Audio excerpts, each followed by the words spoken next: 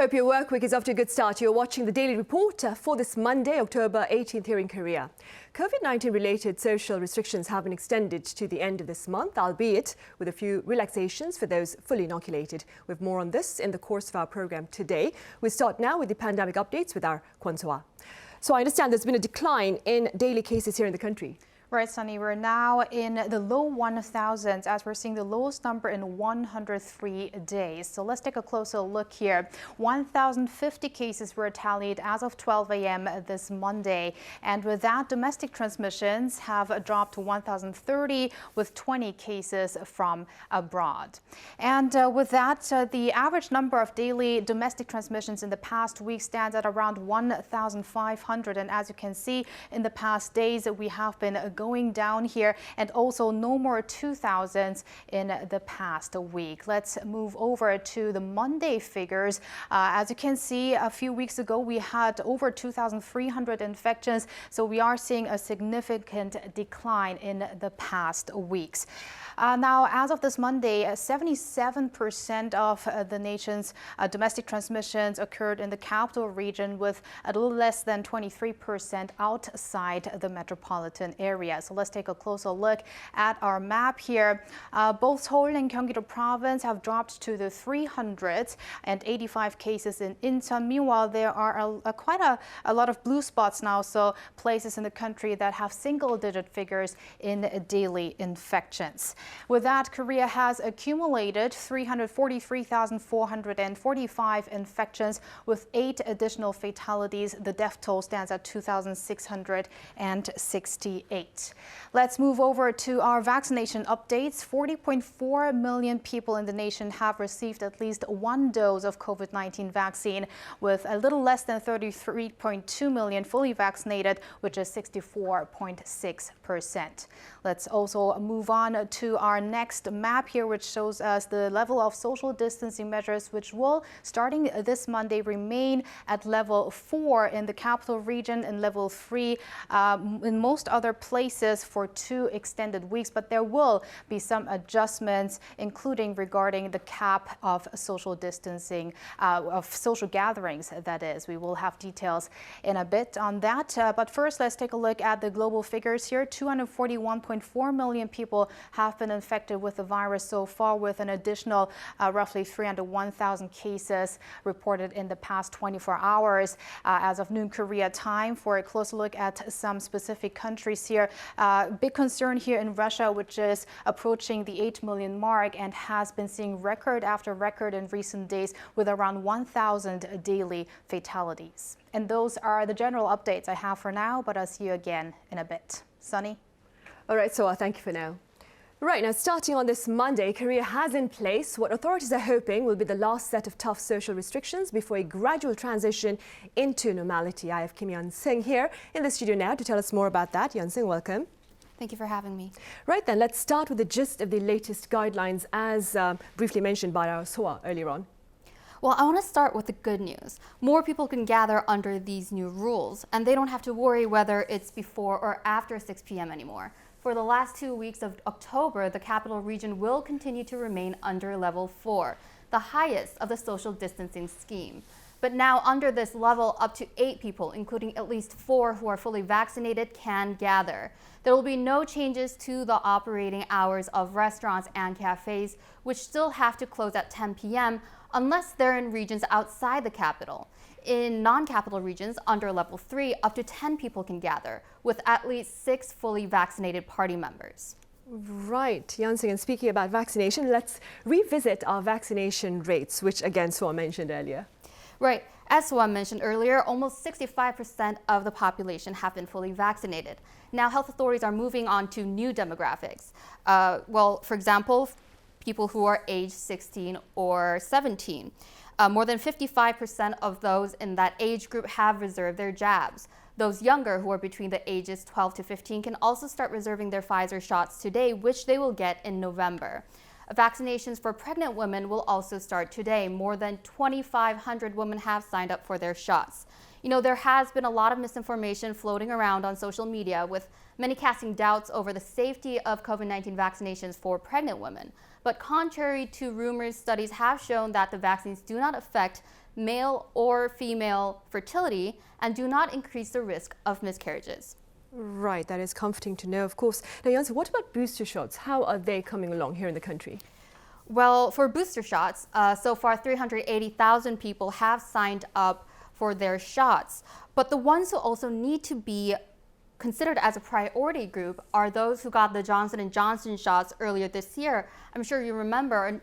So a new study tracked more than 600,000 veterans who got the Johnson & Johnson shot in March, and health experts saw that the protection rate of those vaccines had fallen drastically within 5 months, from 88 to 3%.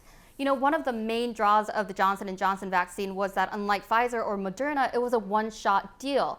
But now with the studies pointing to waning immunity, different opinions are arising over whether this was the right call. For example, Dr. Anthony Fauci told ABC that Johnson & Johnson's vaccine should have come in 2 doses from the start. Also, the U.S. Food and Drug Administration last Friday voted unanimously to authorize boosters to those who got the Johnson & Johnson jab at least 2 months after they received their shot. South Korea is also currently working on a booster shot campaign that's due to start as early as December for those who were administered this particular jab. Right, Janssen. All right, Janssen, thank you for now, but stay with us for the extended talk with Soa.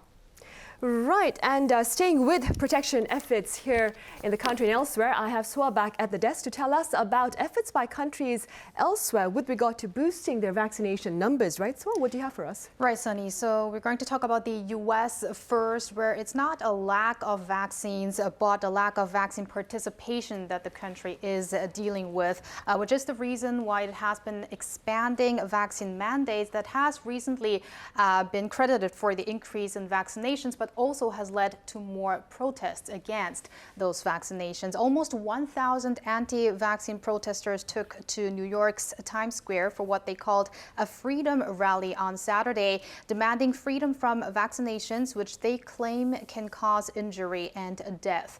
Over clashes among police unions and their members across the country, some cities are dealing with shortages in police officers that are ignoring vaccine requirements. And Friday local time, hundreds of Boeing employees staged a protest against their company's vaccine mandate.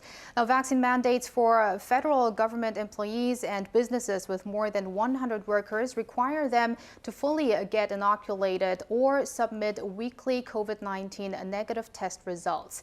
In California, students are expected to take part in rallies Monday local time as the state is planning to make student vaccinations a must once vaccines for kids get fully approved. Now, meanwhile, the U.S. has around 57% of its population fully vaccinated and has recently surpassed 10 million booster shots, yet around 66 million citizens remain unvaccinated. So more additional shots are being administered on a daily basis than the number of people who get their first shots.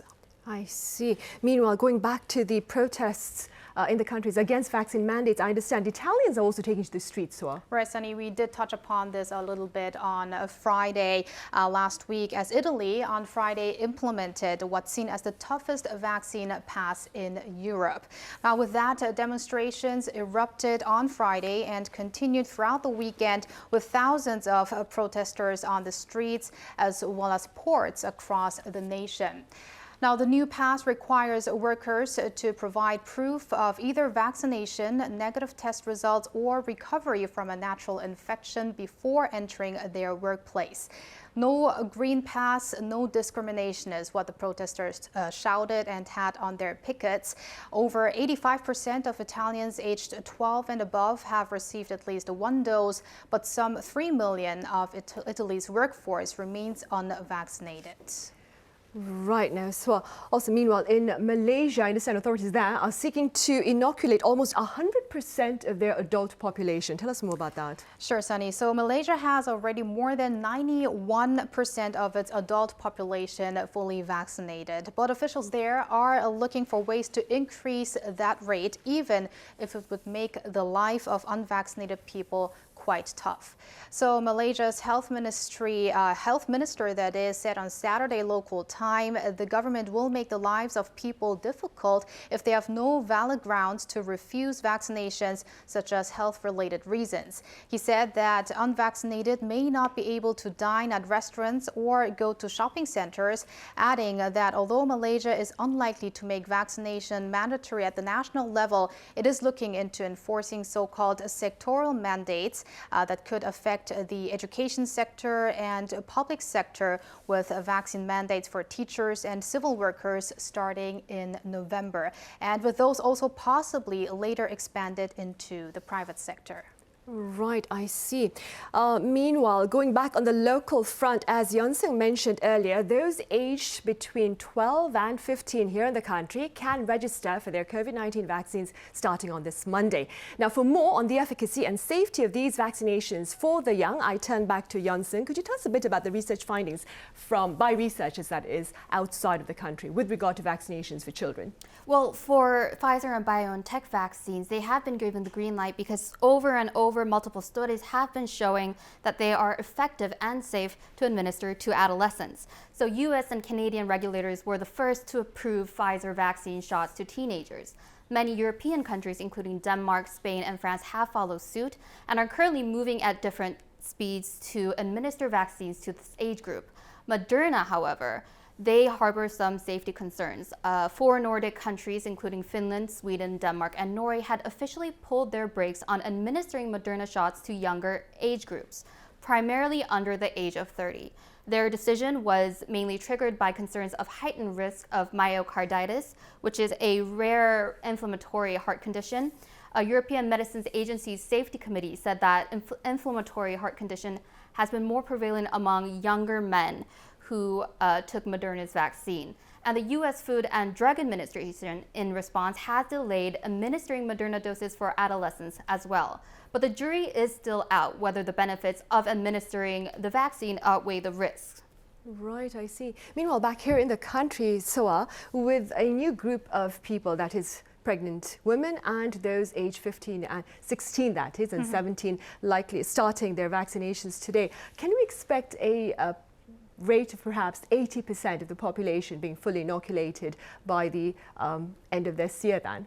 Well, Sunny, if we take a look at the vaccination updates that we talked about before, 78.7% of the nation's population have received their first dose now. So we are expecting that 80% mark to be fulfilled in the near future, because it's highly likely that those people who got their first shot will go to their second shot booking as well to their schedule, according to their schedule. But the question is beyond that, because we do have teenagers and pregnant women now getting vaccinated, but not everyone in that group is willing to get vaccinated. We've got now 54.5% of students aged 16 and 17 who have made their reservation for vaccination. So that's just a little over half of those in that age group, but they do still have until the 29th to make that booking. So we will still have to wait and see how many teenagers are willing to get vaccinated, and also how many younger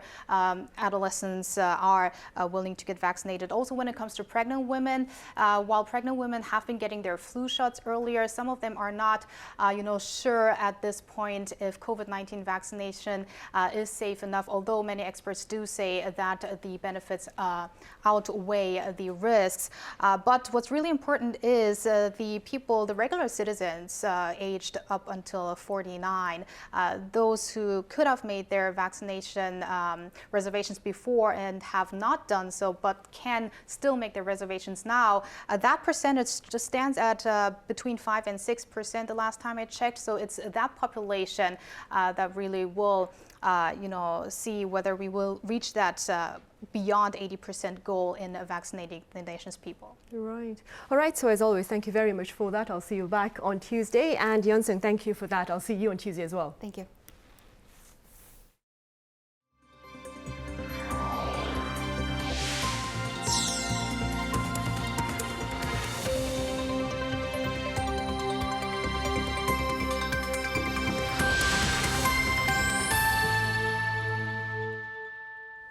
The race is on for Merck's oral drug to treat COVID-19, and observers believe privileged countries will seek to hoard this costly regimen while their less privileged counterparts struggle to secure the bare minimum. Our Igaon reports. The antiviral pill molnupiravir, produced by U.S. drug maker Merck, is on course to become the first oral COVID-19 treatment. If the FDA grants it emergency use authorization, it could become a potential pandemic game changer by allowing patients to be treated without going to hospital. This is how it works. Once a patient tests positive, they can start a course of molnupiravir. That involves 4 capsules twice a day for 5 days, so a total of 40 pills. CNN reports that the U.S. agreed to pay $1.2 billion for 1.7 million courses if the pill is approved. That makes each course roughly $700. And according to Airfinity, 10 countries or territories already in negotiations or have signed deals for the pills. 8 of them are in the Asia-Pacific region, including South Korea, New Zealand, and Australia. Experts believe these countries could be trying to avoid their past mistakes in vaccine purchases when their late grabs delayed their inoculation programs. But experts caution that stockpiling by some countries could lead to a repeat of vaccine inequality, where wealthier countries were accused of hoarding doses as poorer countries missed out.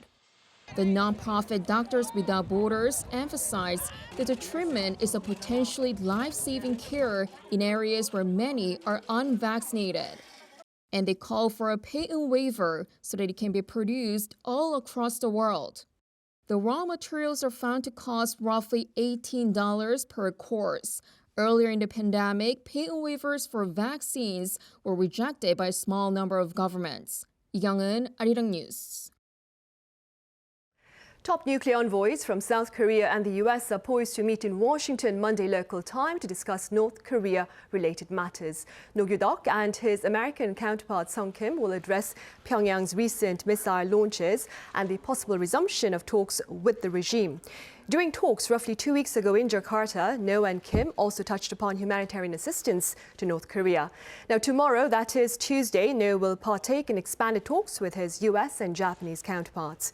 Meanwhile, today, that is Monday, here in capital Seoul, Intelligence Agency Chief Park Ji-won is reportedly meeting his U.S. counterpart Avril Haines and Japan's Cabinet Intelligence Director Hiroaki Takizawa. The 3 officials are expected to explore ways to better engage North Korea. Meanwhile, recent analysis by U.S. intelligence authorities predicts North Korea will continue to engage in long-range ballistic missile tests next year. The grim outlook also adds the regime is not likely to surrender its nuclear ambitions. Our Min Soo-kyun has more. The U.S. Department of Defense Intelligence Agency has released an in-depth analysis on North Korea's military power, including its nuclear weapons and missiles. In its report on Friday, the intelligence agency said that it's unlikely that Pyongyang will give up all of its weapons of mass destruction, adding that North Korea leaders view nuclear arms as critical to the regime's survival.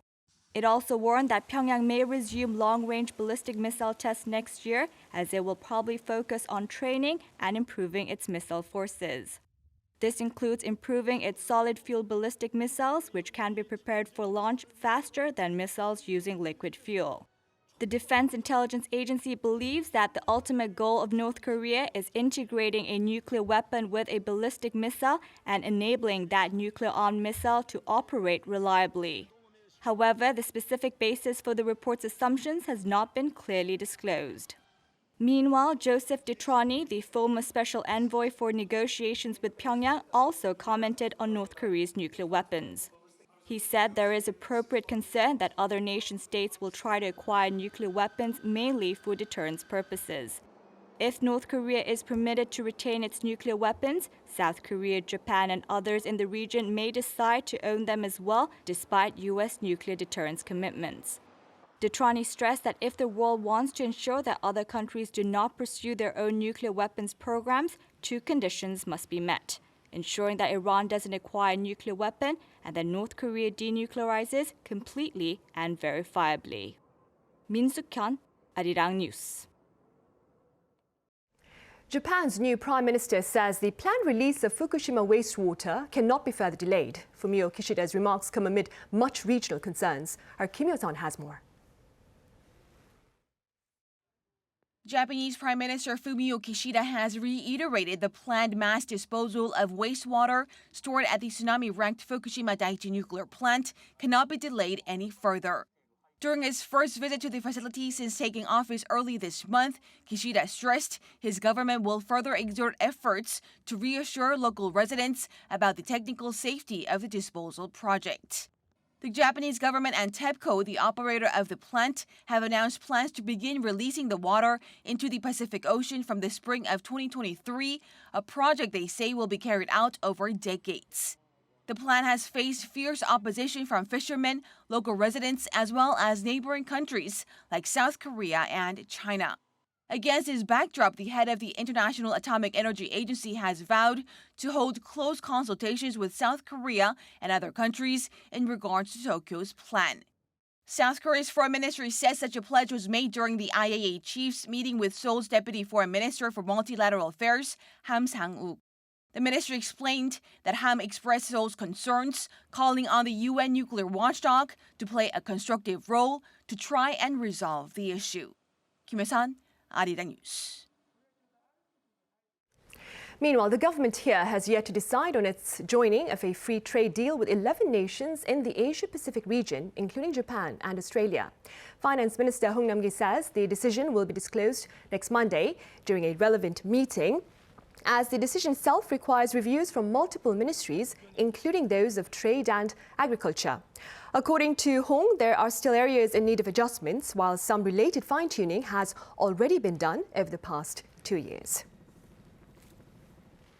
Almost 250,000 small business owners have closed doors over the past year. This is according to data gathered by Yonhap News from mid-September last year to mid-last month.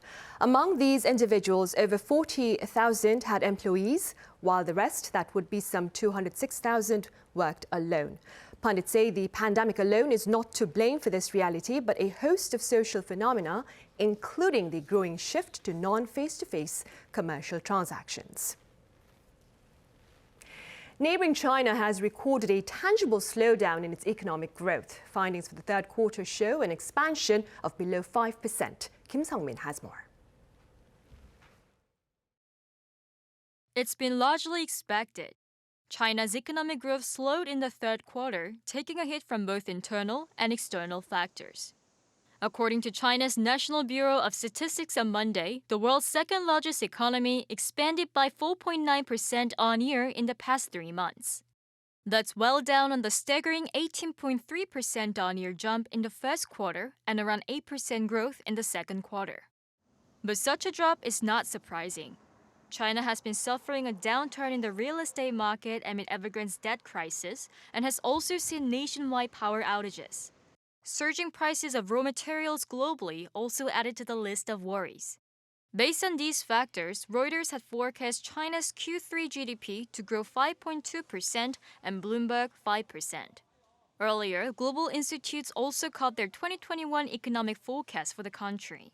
Goldman Sachs has revised down its growth forecast to 7.8% from its previous 8.2%, saying that the energy crisis poses significant downside pressures and affects 44% of China's industrial activity. Although growth of over 8% within this year is becoming more of a distant goal, Beijing remains calm that it could still achieve its official GDP goal of 6%.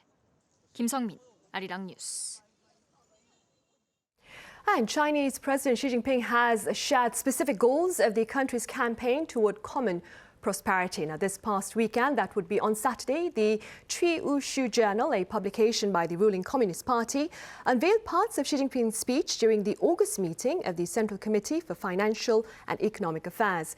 According to the speech, China will start witnessing common prosperity by the end of 2025.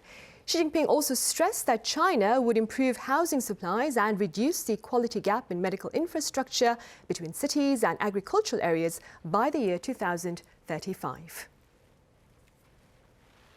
Google's new phones, the Pixel 6 and Pixel 6 Pro, will be released on Tuesday and may come with a new subscription option. Now, known as the Pixel Pass, this option reportedly allows users to pay a monthly fee for the latest phone and enjoy a wide range of services, including YouTube Premium, cloud storage Google One, and its games and apps collection, Play Pass. Now, this likely comes as the company seeks to compete with its rivals Apple and Samsung, who already have launched similar subscription bundles to keep current users and attract new subscribers.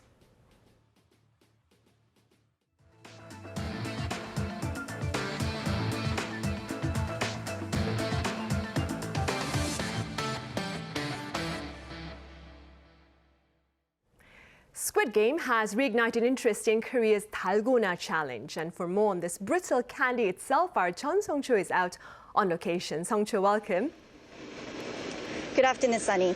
Right, Song-cho, are you wearing the green tracksuit from Squid Game? Yes, I'm sure by now you have seen this green tracksuit somewhere, somehow, either from the show or either from just about everywhere else. I mean, Squid Game, Netflix's biggest original series launch, has attracted over 111 views worldwide. It is truly a global sensation, and it is having a global cultural and commercial impact. Fans have sent sales of the show's signature green tracksuits and white slip-on soaring, and the South Korean Dalgona sweets is fast becoming a youth craze. And actually, that's exactly why I came here for. This is the office of one of the Dalgona confectioners that worked for the show, and I'm on the rooftop of the office building, and the stall owner has specially set up this vendor for us. How incredible is that? So you see the tins that you saw from the show, and then these are the Dalgona sweets that you must have seen on the show. This is incredible. So actually his stall is in Myeongdong, but he said he had to make 1,000 Dalgonas and deliver it to the set for the shoot. That's incredible, right? I mean, at the time, obviously, he had no idea that the interest for this sweet was going to go through the roof like this. So I'm going to talk to him for a bit now and ask him a few questions. I'm going to ask him how things have changed since the show aired in September. 안녕하세요. 안녕하세요. 네, 지금 달고나 만들고 계시는데 그 드라마 방영 이후에 정말 눈코 뜰 새 없이 바빠지셨다고 들었어요. 어떠신가요, 요즘? 그냥 눈도 네, 힘듭니다. 네네. 아, 정말 사람들이 막 이제 막 번호표 들고 막 그 달고나 사야 된다고 들었는데 어떠신가요? 그냥 지금 모든 상황들이 혼란스럽습니다. 적응도 안 되고 되게 어색합니다. 요즘 상황들이. He said everything is so awkward and new because he's not used to this, and he told me before that people now have to wait in line and put their names in the waiting list. 그러면은 지금 이 우산 모양이 보이는데 이게 제일 인기가 많은 모양인가요? 네, 요즘에 10명 하면 한 9명은 저 우산을 합니다. Oh, wow. So I asked him what's the most popular shape, and he said 9 out of 10 would go for that umbrella shape, which is very surprising because that's the hardest one. And I guess people like to challenge themselves, just like the characters on the show. And I have to say it's quite easy making dalgona. All you need is just sugar and baking soda. So first you melt sugar like this until it turns into a light gold color, and then you sprinkle in a little bit of baking soda, which is here, there, and then just like that. And then you let it wait until it foams, and then you keep on stirring the mixture, and then you put it on the flat surface and put the cookie cutter right in the middle and let it dry. That's it. That's as simple as that. Then people might know this as honeycomb toffee in other countries, but dalgona, it means so much more just than sweets for South Koreans. I mean, this is what our older generations used to enjoy back in the past, like watching 달고나 being made on the side of the street is what brings them the earliest memories of childhood. So as a Korean myself, I feel thrilled that we get to share this part of our culture with the entire world. And the entire world, people from all across the world are enjoying our childish snacks and games as well. It takes just under 10 minutes to make 달고나, so why don't you try making it at home and join the global trend of the Squid Game 달고나 Challenge. This has been Chun Sung-cho reporting live. I'm back to Sunny in the studio. All right, Sung-cho, I'll go try that at home today. Thank you very much for that sweet coverage.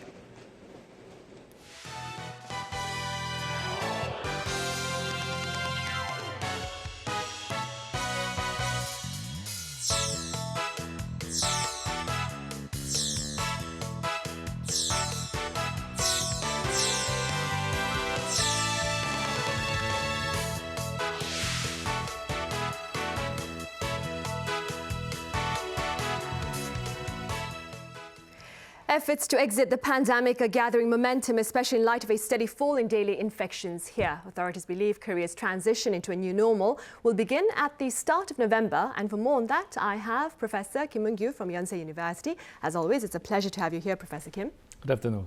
I also have Professor David Kwak from Sooncheng University. Thank you for being here, Professor Kwak. Good afternoon, Sunny. Now, Professor Kim, the daily tally appears to be on a decline here in Korea. As my colleague Soa mentioned earlier, we have just a little above 1,000 cases on this Monday. Professor Kim, is the worst over? I hope so. If we look at the data by the cases per million, it's now below than 30. It went over 30 at the early August, so it took about 2 months, I guess, and now it's getting lower. It's a good news. The highest point was 50 cases per million, which was in the end of September, and that was the 2 weeks after the start of the long Chuseok holidays. So as we expected, Chuseok might have some contribution to have a fourth wave in Korea. If we look back 2020, this coronavirus is a seasonal virus, and what happened last winter, we see that around the end of November, we saw a surge of cases in Korea, and later on we realized that that was from Alpha variant. So we were worried that we might have some importations from other countries, and it was turned to be a reality. So in Korea, I think we have to worry about two things. Winter is coming, and other thing, we have to be vigilant for any new variant getting imported to our country. But if there's no significant variant spreading around the world, I think we can control this fourth wave in the near future. Right, hopefully, as you said earlier on. Professor Kwak, authorities are claiming the recent retreat in daily tallies is owing to, or is a reflection, that is, of the greater public vaccination rate here in the country. Do you agree? Well, absolutely, I do. The biggest reason why we are seeing such low severity cases and also mortality rates currently is probably also due to higher vaccinations rate that we achieved so far. I think there are two different factors that count into this still, though. Is obviously, number one, the higher vaccination rate, preventing people not just from getting it more severely, but also from transmitting to others, because some of the recent studies are now showing that those people who are vaccinated, on the contrary to what we believed before, has less of the probability to transmit to others. So that might be one of the reasons. Number two is, I think, a characteristics of the Delta variant that pretty much made up the fourth wave in Korea. The biggest characteristic is that it's much faster. So it spreads to a larger crowd in a faster fashion, but also it extinguishes in much faster fashion as well. If we compare that to the original strains a few months back, we would have to have it waited at least about a couple of weeks before we saw any effect from the transmission of those original strains. So we had to trace all the people that came into physical contact with other people to sort of trace in advance so that to isolate, or detect them and isolate them in advance before they go into, coming into contact with other people. But here in currently, Delta variant, we can sort of see where it's going. We can sort of see where it's happening because a lot of the people who came into contact with other people show up much early on, timely with their symptoms. If it took about a couple of weeks in the original strain, now they're taking about 3-4 days before they come up with the symptom. Also, we've come to become more knowledgeable with the disease. So people know what to do when they come into contact with other people. People know how to isolate themselves or how to become socially distant from other people. So two major factors that counted into reducing the numbers. If we continue the fashion that way, I think, as Dr. Kim mentioned, we'll be able to contain the numbers. But as Dr. Kim also mentions, winter time has already come. Well, I can't really call it winter, but definitely the weather has gotten much colder today or yesterday. What that means is people are going to start gathering inside a confined space much more frequently, as opposed to people gathering on the outside. That obviously creates much better chances for the virus to spread to others in a confined fashion. So that's something we need to watch out for, I think, currently. Right. And Professor Kim, talking about containment efforts, the metropolitan region, that is the Greater Seoul area, continues to account for the majority of daily infections. Today, we account for, I think, Seoul, that is, Seoul, Gyeonggi Province and Incheon accounts for around 77% of the new infections for today, which stands at a little above 1,000, as I mentioned earlier. What is challenging containment efforts in the metropolitan region, in your view? Korea is one of the world's most densely populated country, especially the Seoul metropolitan area is going to be one of the top. And the second one we have to consider is the portion of vulnerable people. So that two factor is going to affect how it's going to be, how many confirmed cases will rise. And some minor factors such as how people move. I mentioned about Chuseok, and that means a lot of moving around. So that can be another factor to make cases, and how people keep social distancing. And the third one is the application of lockdown. But as democratic country, we don't put a harsh lockdown for our population. So if you look at other countries like China, they're very harsh on that lockdown policy. So I think the combination of Chuseok holiday and the Delta variant was the reason we have this fourth wave, and it's going to need time to go back to the about hundreds or even some 50s, because the inoculation dosage is already a little bit high. But anyway, eventually it will go down, I guess. Right, hopefully it will go down. Professor Kwak, the plan is to transition into normality at the start of November, that is the 1st of November, as 70% of the population is expected to be fully inoculated within the next couple of days or so. Having said that, what are some variables that may hamper this plan to return to normality? Well, I can't say what I'm going to mention are variables that are going to hamper the plan.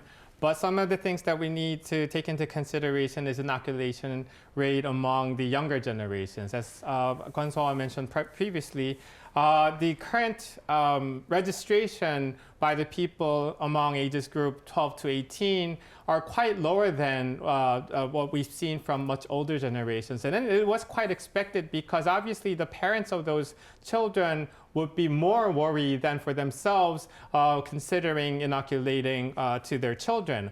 So depending on the rate of the inoculation to those younger groups, we'll make the decision for how much more of the percentage we'll be able to obtain in the near future at the end of this whole scheme. But also, aside from that issue, I think whether or not we actually start to have more severe patients coming off of the original spread will also sort of pave the way for what we plan in the future, because we've only seen about numbers of cases of death cases daily compared to hundreds of cases that happened before. We're relatively seeing much lower death rates currently, but if that was to start increasing for any reason at all, that may make a huge impact on us making plans for the future and may actually hinder the steps we're taking towards becoming normality that we had before. Now, the third, this might be probably politically the biggest step that we have to face, is the college entrance exam that's coming up in November. People are claiming if we were to start opening up too early, prior to the college entrance exam, that can affect the date or the people who are going to take the exam on the day.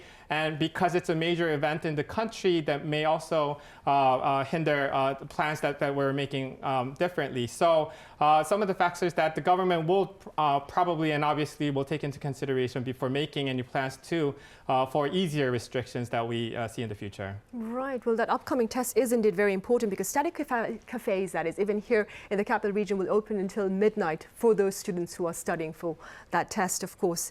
Professor Kim, also starting on this Monday, Korea has in place what it hopes will be the last set of social restrictions, tough social restrictions, that is.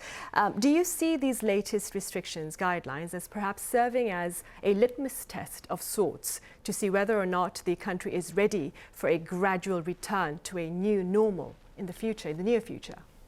Other countries such as Israel and UK, they already went through this kind of process and they encountered a surge of cases.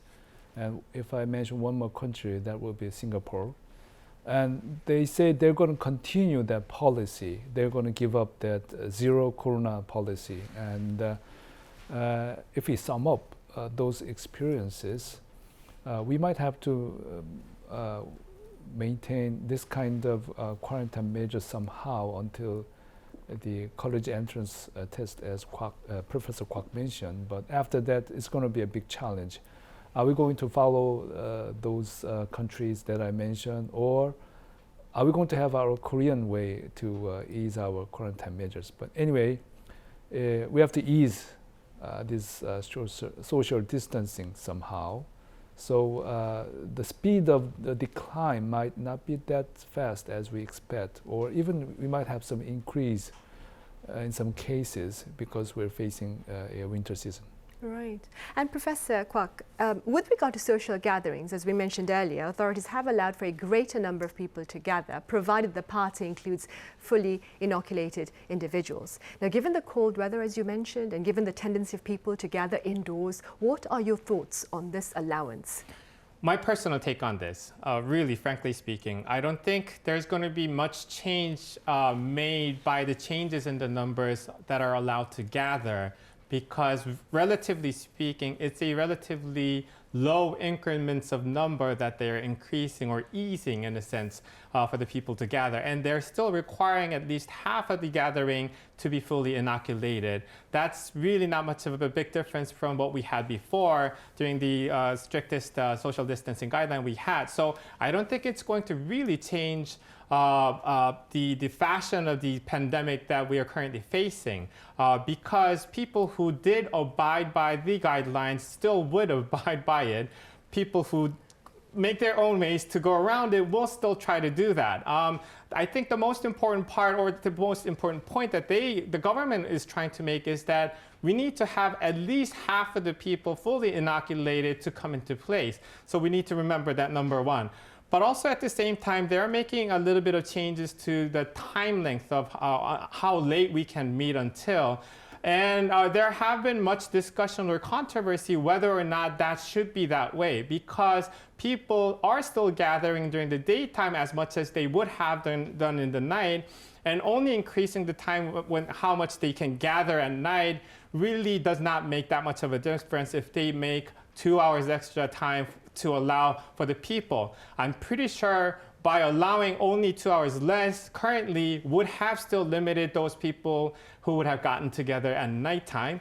But still, figuratively speaking, the 2 hours extra time they would have to gather for themselves would not make much of a difference. I think we have to focus more on physicality, physical characteristics of the virus. So we have to be concerned more about what kind of confined space or what kind of ventilatable space that they gather in, make limitations and restrictions to those physical characteristics, in addition to the requirement of a certain percentage of the people being fully inoculated, rather than just controlling the time matter. Right. I remember, Professor Kwak, you've frequently spoken about the importance of ventilation of confined spaces.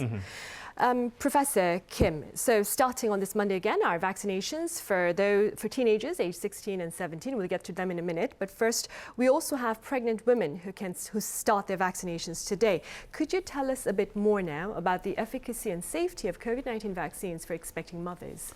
First of all, if you get COVID-19 during pregnancy, you have a higher rate of premature delivery and low birth weight. It's about 1.5 times higher compared to people who did not get COVID-19. And you also have a 6 times higher possibility to have a severe COVID infection, the mothers. And even about 13% of the baby catch COVID-19. But there is no evidence that this COVID-19 causes congenital anomaly, so that's something good. If we confine to a pregnant woman, we have a risk group inside that group. If you're age more than 35, and if you have some kind of comorbidity, such as diabetes or severe obesity, that means you're a little bit high, you have a higher risk for getting severe COVID-19 if you get it. And if we look at the vaccines, I think the side effects is similar to general population for pregnant ladies, And they say there's no adverse effect for the baby. They say it does not increase the miscarriage rate, and they say there's no problem with the breastfeeding. So that's a good thing. But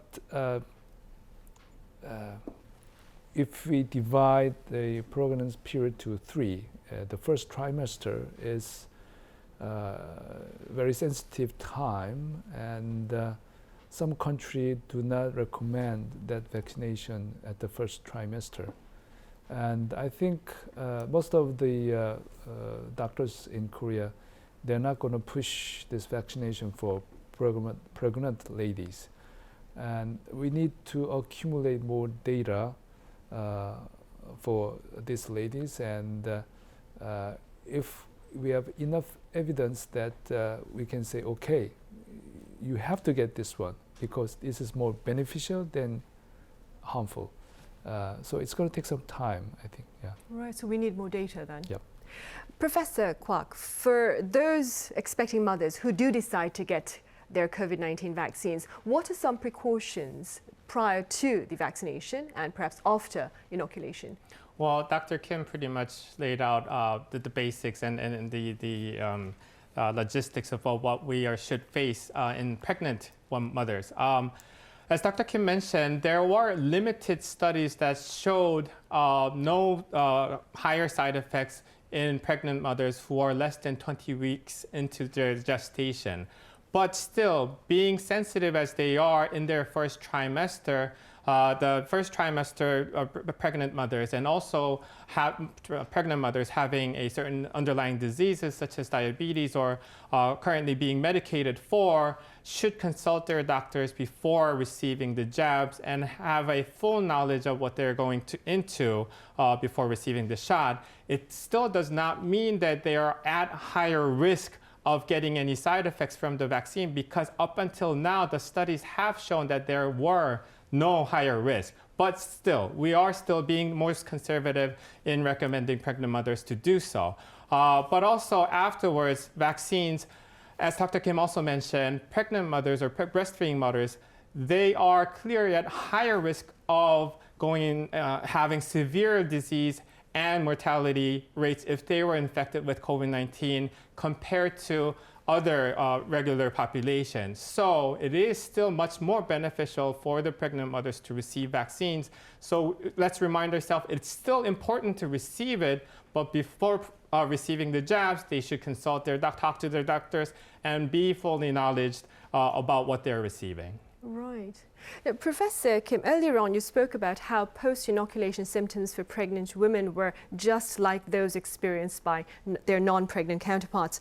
Then what can pregnant women who have perhaps received the inoculation do to ease physical discomfort such as the fever? Can they take a painkiller?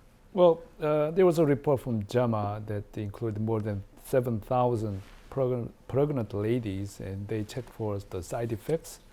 In conclusion, I would say it's almost similar to general population, such as pain on the arm and fatigue and fever and some chilling sensation. It's almost not so specific compared to other age group.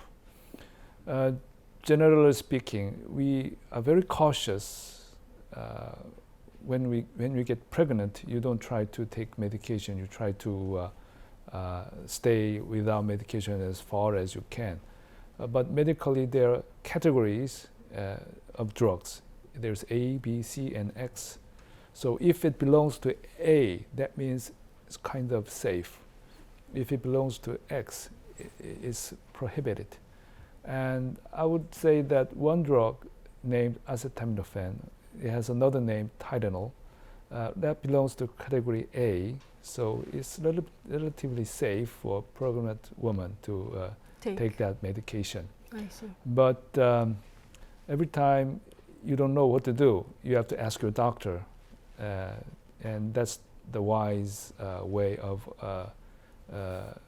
taking the pills or not. Right. And Professor Kim, talking about safety again, so like I mentioned earlier, teenagers aged 16 and 17 receive their vaccinations today. Could you tell us a bit about the safety and efficacy of vaccinations for these teenagers?